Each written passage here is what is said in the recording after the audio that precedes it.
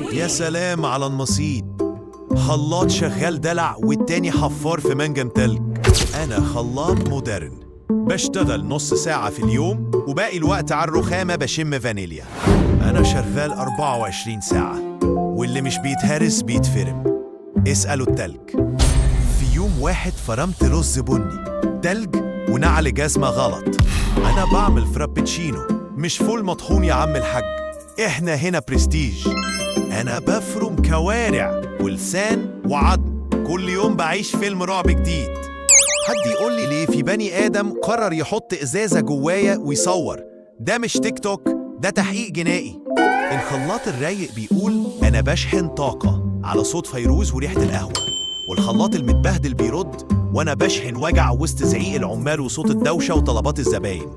أنا مش مجرد خلاط، أنا آلة بتكافح من أجل البقاء في مطبخ ظالم.